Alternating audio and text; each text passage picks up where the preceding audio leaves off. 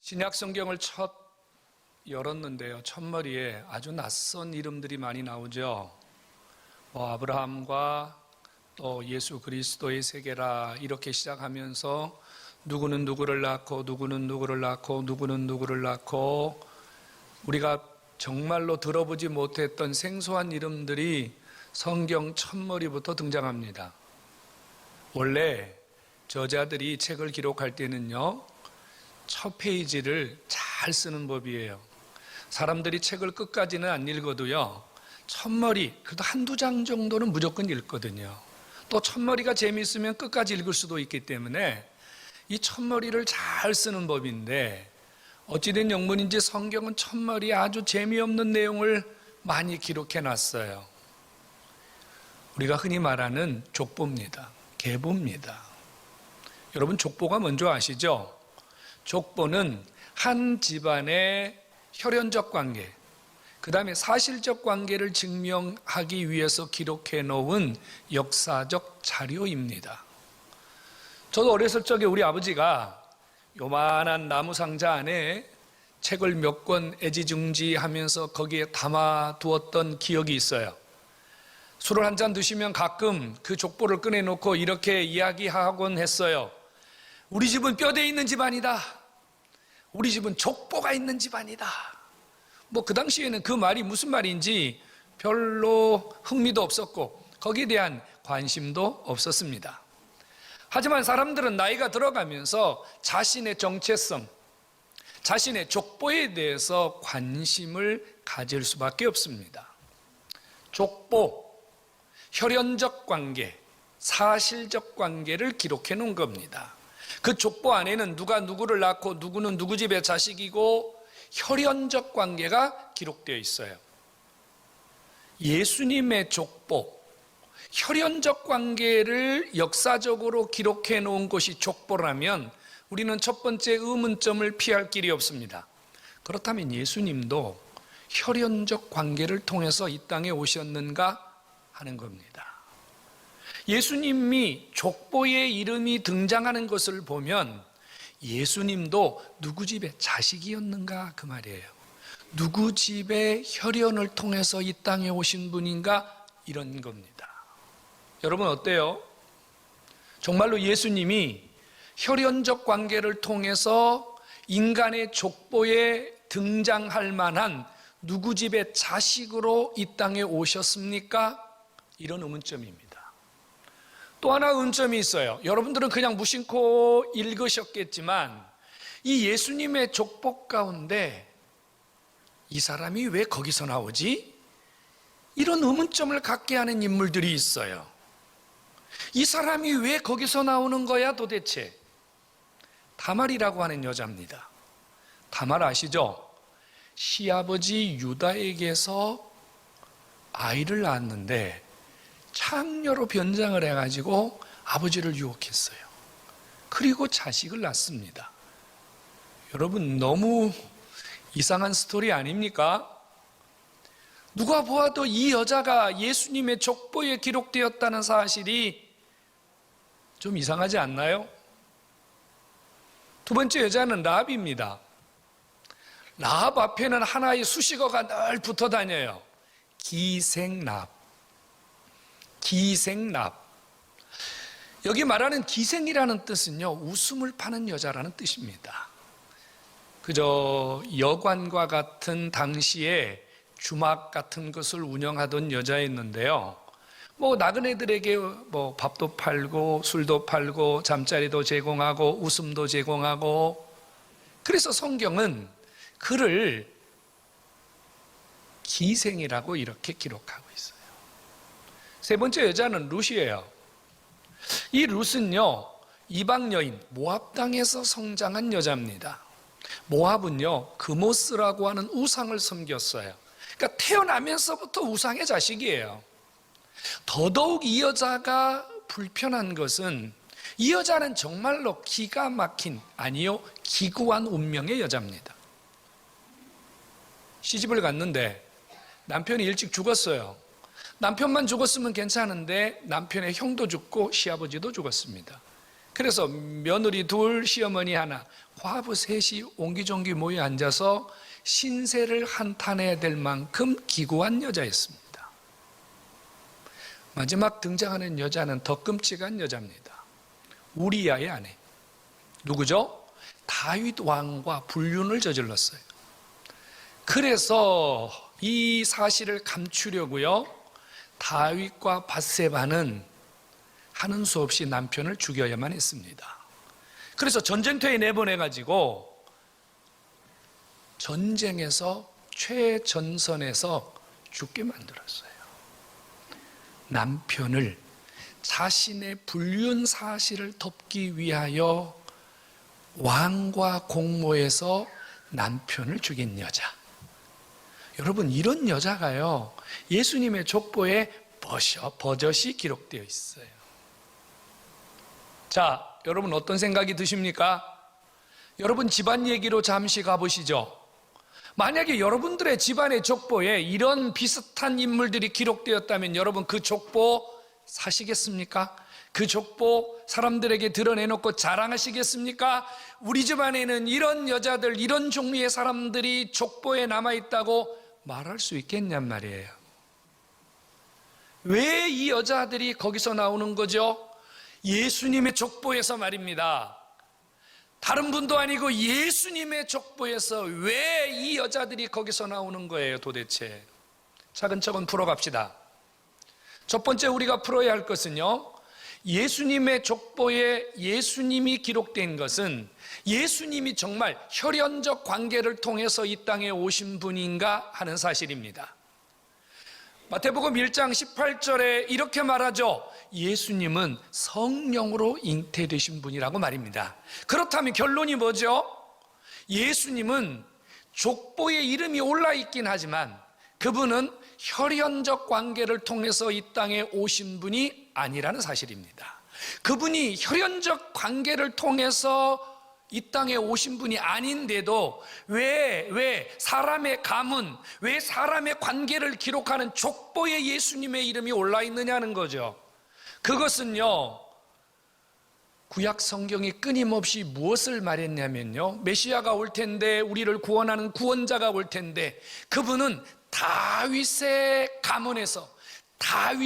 가문에서 나실 자라고 하는 이 언약, 이 약속을 예수님께서 성취하시기 위하여 가문으로는 다윗의 자손으로 오셨지만 실제로 그분은 혈연적 관계를 통해서 오신 분이 아니라 성령을 통해서 이 땅에 오심으로 우리를 구원할 수 있는 자격을 갖추고 오신 메시아임, 그분이 바로 예수님이신 것을 받아들이시기를 바랍니다.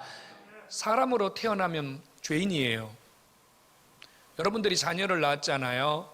그러면 그 자녀는 갓난아이임에도 불구하고 아무 죄를 짓지 않았음에도 불구하고 주님은 그 아이를 죄인이라고 부르십니다. 이유는 아담이 범한 죄가 모든 인류의 자손들에게 전가되기 때문입니다. 죄는 유전되는 것이 아닙니다. 죄는 전가되는 것입니다. 만일 예수님도 요셉의 아들로 태어났다면 그분도 죄인임을 피할 방법이 없어요. 그래서 여러분 16절을 다시 보셔야 돼요. 성경을 자세히 보면 답이 들어있거든요. 자, 16절 한 번 더 볼게요. 야곱은 마리아의 남편 요셉을 낳았다 그래요. 누가 낳았어요? 야곱이 낳았대요. 이 말은 야곱의 씨가 요셉을 낳았다는 뜻이에요. 그런데 그 다음 절을 보시면요, 마리아에게서 그리스도가 낳았대요. 남자 이름이 없다고 말이에요. 마리아에게서요.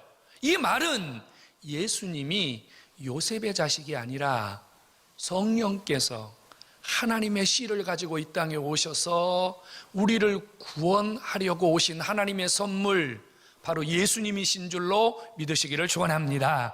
성도 여러분, 예수님은요, 하나님의 아들로 성령으로 잉태되어 이 땅에 오신 우리의 구원자 메시아, 우리의 영원한 왕이심을 다시 한번 아멘으로 고백하시기를 주의 이름으로 축원합니다. 두 번째 의문점을 풀어야 돼요. 그러면 이 여자들은 왜 거기서 나온 거죠? 도대체 이 여자들 말이에요, 다말, 별로 행실이 좋은 여자 아니잖아요. 기생랍 이방인이고요. 룻도 마찬가지고 이방인이고요. 우리아의 아내 입에 올리기도 부끄러운 여인 아닙니까? 여러분, 유대인들은 굉장히 자존심이 강한 사람들이에요. 엄청 강해요. 이 유대인들의 사고 속에서 이 여자를 받아들인다는 것은 거의 불가능합니다. 그러니까 성경에 이 여자들이 기록되었다는 것은요, 마태가 자기 생각으로 기록한 것이 아님을 우리는 기억해야 됩니다. 성령께서 이 마태를 통해서 이 여자의 이름들을 여기에 기록해 놓은 것은 뭔가 이유가 있지 않겠냔 말이에요. 기록될 수 없는 여자들, 버림받아야 될 여자들, 손가락질 받아야 될 여자들, 도저히 족보에, 예수님의 족보에 올리기에는 부적절한 여자들. 그런데 왜 이 여자들이 거기에 나올까요? 이유가 있기 때문입니다. 하나님은 이 죄인된 여자들, 버림받은 여자들의 이름이 예수님의 족보에 올라 있듯이 저와 여러분들의 이름도 족보가 있다는 거예요. 저와 여러분들의 이름이 기록되어진 족보가 있다는 사실을 가르쳐 주시려고 하는 거예요. 그러면 저와 여러분들의 이름이 기록된 족보는 어디에 있습니까? 그 족보는 바로 하나님의 나라의 생명책에 우리의 이름이 기록되어 있고, 그것이 우리의 천국 족보요, 영생의 족보요, 주님이 귀히 여기시고 빛나게 여기시는 여러분들의 삶인 것을 기억하시기를 주의 이름으로 축원합니다. 천국 족보가 있어요, 여러분. 천국 족보 아십니까? 바울은요, 이 땅에 있는 족보에 창념하지 말라 그랬어요. 그 말은 무슨 말인가 하면, 이 땅에 내가 최씨 가문이다, 박씨 가문이다, 내가 뼈대 있는 어느 집 가문이다, 이거 별로 안 중요하다는 거예요. 없어질 책, 불타버릴 책, 거기에 우리의 이름이 기록되어 있는 것이 자랑이고 긍지가 아니라 우리의 이름이 하늘 족보의 생명책에 영원히 기록되어 있음을 기뻐하시고 즐거워하시기를 주의 이름으로 축원합니다. 여러분, 생명책이 있단 말이에요. 출애굽기 32장 32절에 보면요, 모세가 이런 기도를 하거든요. 자기 형 아론과 자기 누이 미리암이 모세를 반역했어요. 그래서 문둥병에 걸리고 지금 골치 아픈 상황이거든요. 이때 모세가 결단하고 하나님께 들어가서 기도하면서 이렇게 기도해요. 하나님 아버지, 만일 내 형과 내 누이를 용서해 주지 아니하시려거든 내 이름을 하나님의 생명책에서 지워주십시오. 모세는요, 자신의 이름이 생명책에 기록되어 있음을 고백했습니다. 다윗도 시편 69편 28절에서 이렇게 고백하거든요. 하나님 아버지, 그들의 이름이, 저 죄인들의 이름이 의인들과 함께 생명책에 기록되지 않게 해주십시오. 이렇게 고백합니다. 계시록 3장 5절에서는 이렇게 말하죠. 이기는 자는 흰옷을 입을 것이고 내가 그 이름을 반드시 생명책에 기록하리라. 할렐루야.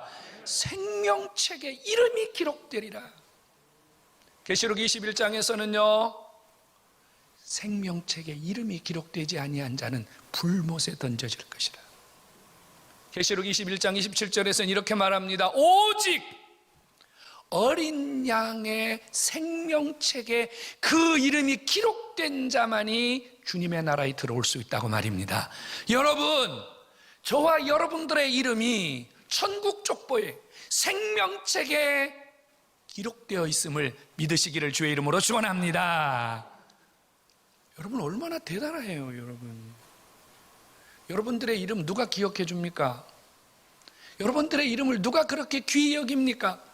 이 땅에 어떤 사람이 내 이름을 기억하지 않아도 괜찮아요. 내 이름은 없어지는 이름이 아니라 내가 예수 그리스도를 구주로 영접하는 그 순간 하나님은 내 이름을 천당에 기록하신다고 말해요. 여러분들은 세 자를 기록하고 내 이름은 두 자만 기록합니다. 기록하십니다. 똑똑하게 기록하십니다.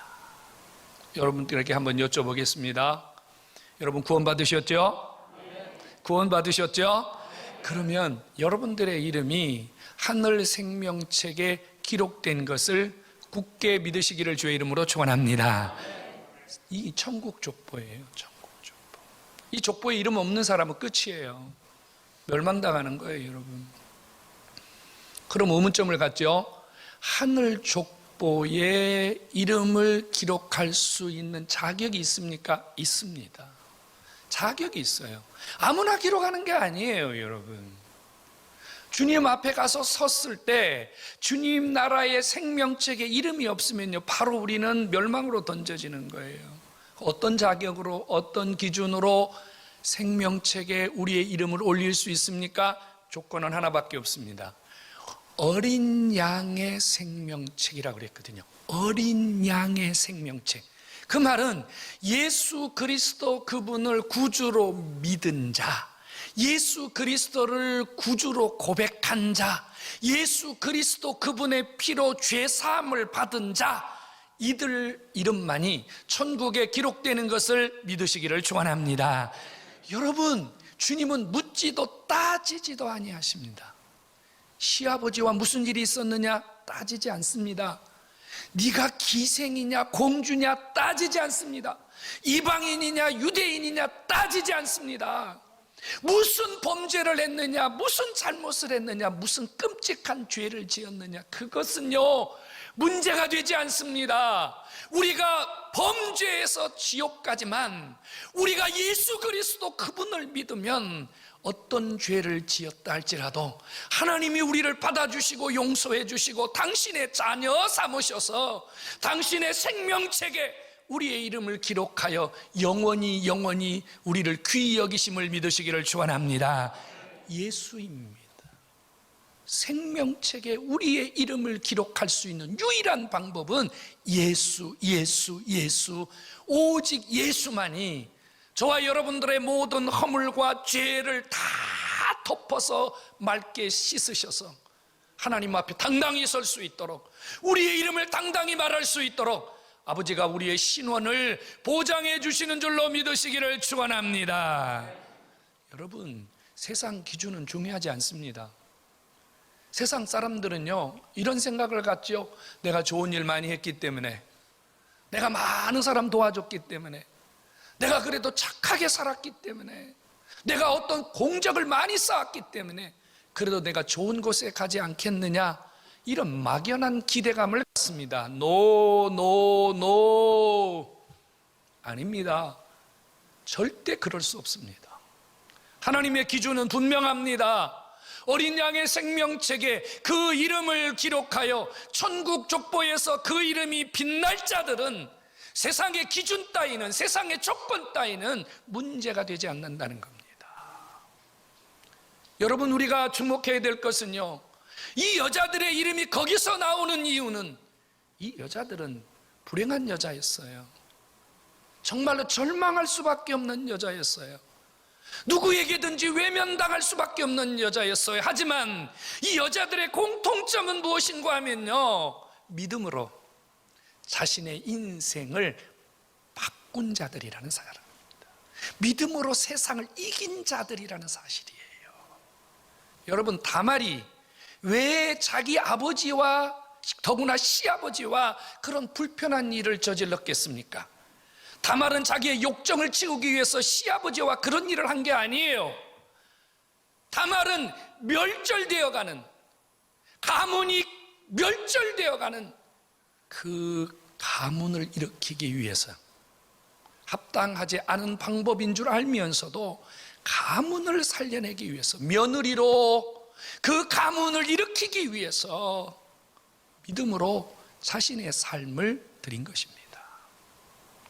기생 라합은요 이방인이었지만 그는 소문을 들었거든요. 홍해를 건너온 그 백성들에게 역사하신 하나님, 그래서 그는 자기 집에 정탐꾼들이 찾아왔을 때 정탐꾼들을 숨겨주면서 이런 고백을 하지 않습니까? 분명히 하나님께서 이 나라를 망하게 하실 것을 나는 믿는데 그때에 그 하나님 여호와의 이름으로 우리 집을 살려주십시오. 우리 집을 구원시켜 주십시오. 정탐꾼들에게 믿음으로 자기의 집과 자기의 가족들을 살릴 수 있는 삶을 일으킨 거죠. 롯은 누구입니까? 여러분, 그는요 이방 여인이고 기구한 운명의 여인입니다. 그런데 여러분, 그가 결단한 말을 기억하십니까? 그가 모압을 떠날 자기 어머니 나오미에게 이런 고백을 합니다. 이제부터 어머니의 하나님은 나의 하나님이 되고 나는 이제 어머니의 하나님을 향하여 내 삶을 드립니다. 결단이 있었습니다. 우리아의 아내 부끄러운 여인임에는 틀림이 없습니다. 근데 이 여인이요 죄의 대가를 혹독하게 치렀습니다. 다윗과 바세바 사이에 태어난 첫 번째 아이를 하나님 데려갔어요. 바로 데려간 게 아니고요, 아이가 태어났을 때 이 아이가 시름시름 앓면서 고통하는 모습을 보여주었어요.